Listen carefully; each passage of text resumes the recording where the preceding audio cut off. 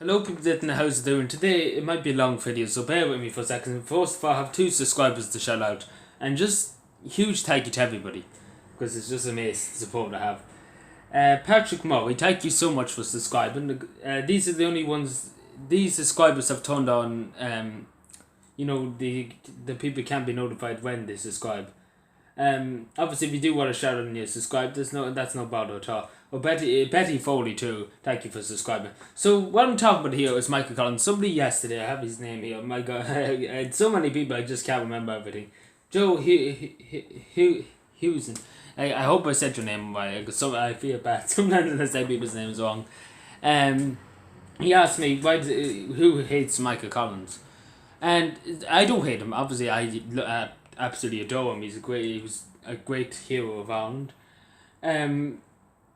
So it's a long story. So everybody knows that I have to go to the War of Independence first. So obviously the War of Independence, the IOA were fighting the British, and basically what happened after the Irish War and the Anglo-Irish Treaty, where Michael Collins and Arthur Griffith had to go to London to negotiate with the British government. They didn't. How would I put this? Eamon De Valera, probably loads of people have heard of De Valera, but De Valera sent the two of them to London. He didn't want to come home and bring the bad news, I suppose you could say. And the simple fact is, people regard Michael Collins as a traitor, which is absolutely, I don't know where they get that statement from. I don't really know where they get the statement from. But the reason behind it, I met 3 or 4 people to give me a lecture about it. But obviously I give them a lecture then. So the reasons being that Eamon De Valera, the way they looked at it, that Michael Collins went to sign the Irish Treaty, saying that Ireland is a dominion of the British Empire. So basically like Canada. But the thing is, it was the step towards independence for Ireland's independence. So Michael Collins signed it obviously because he didn't, he signed it because he said it would be the best deal Ireland could get at the time, which was. But De Valera, at the treaty side, the people who were against the treaty, Eamon De Valera, Cabra, they said it was a treason to the Republic, I suppose you could say, because the first thing you had to do, you could have your own parliament, you could have your own police force, you can have your own army, but you have to swear an oath of allegiance to the king, and that's the biggest thing about it. That's what everybody said. Like, that's not independence. If you have to swear to a foreign government, to the head of a foreign government, you have to swear allegiance to the king, and that's the one thing that really annoyed people. And because they were still in the Commonwealth, they were still in the British Empire, because the word Dominion, basically the word Dominion, the British government had to say over them, and the king had to say over Irish affairs too, still at the time. And obviously they had the Irish people like Eamon De Valera didn't like that, and they thought Michael Collins had sold Ireland out. But I might as well say this very straight. De Valera didn't go over to London. The reason why he didn't want to go over, he didn't want to come home and bring the bad news to the Irish people who were hoping that Ireland would gain independence. But the way I said to 2 people at the time, they came up to me and accused me of being, whatever, I can't even think what they called me. They called me a traitor. They called me a traitor.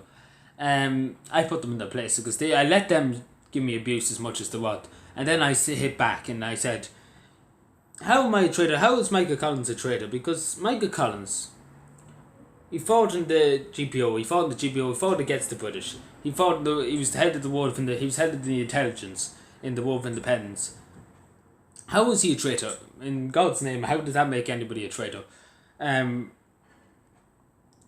Michael Collins went because Eamon De Valera was head of government at the time. He was head of the government basically. So we had to take his commander-in-chief's word because Eamon De Valera was over Michael Collins, and he sent Michael Collins and Carbo over to London to negotiate. But the thing about De Valera didn't want to bring home the treaty saying, this is what we got, we can't do any better. And I might as well just say it. Even if you got the best negotiating people in the world to go to Westminster to negotiate to the Anglo-Irish Treaty, you would never have got full independence straight away. Because this was an empire. This was the biggest empire on the planet, the British Empire. And you had David Lloyd George, you had Winston Churchill, and you were never going to convince them men Ireland should be completely independent straight away. It would take time. Like, Ireland got Dominion status under the Irish Free State. They got Dominion. A Dominion. So basically, they had their own government. They were allowed to have their own government, have their own police force, have their own army. And, and had their own flag. That's the main thing. So that's really a stepping stone to freedom. In my opinion, that's a stepping stone. Even if you had to put up with the king for a few years. The swear of vote for allegiance to the king and then just snub him afterwards would be grand. Like, that's what happened. But it did take time for Ireland to gain full independence anyway. So, it is a hard. But people who are at the treaty, people who support him and De Valera basically don't like Collins, and that's the only thing. But I don't see the reason behind it. Because everybody knows Michael Collins. Like, Eamon De Valera died well into his 90s. Let's put it that way. He died nearly in 1974 or something like that. He was Irish president. He was Irish teacher for so long.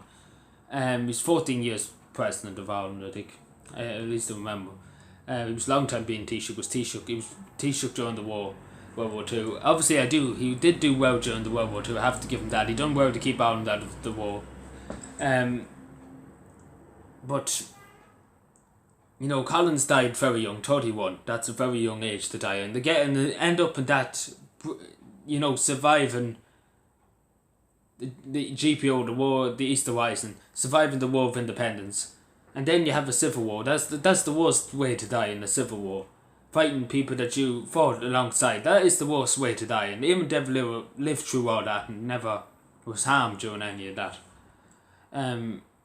So Michael Collins paid the ultimate sacrifice, and I think people should understand that the Eamon De Valera was kind of a backward, I suppose, a person that never wanted to bring home bad news, I suppose you could say. But we have to remember Collins as one of the greatest men ever to walk upon this earth, because only for Michael Collins, we would never have got anywhere in the War of Independence. Because he's the one who basically he was the most wealthy man in the British Empire, which was mad at the time. Like, the amount of money in his head, that was life changing. If somebody got him and arrested him, that was life changing. It was most wealthy man in the British Empire, the whole empire of Britain. He was the most worth it. So yeah, thank you for watching. I hope that answered Joe Hughes. I hope I said your name right. But I hope that answers your question. Sorry if anybody felt offended by this video. I hope everybody knows that I love Michael Collins so dearly. He's such a great inspiration. Let's put it that way. So yeah, thank you for watching. Subscribe for more, and bye.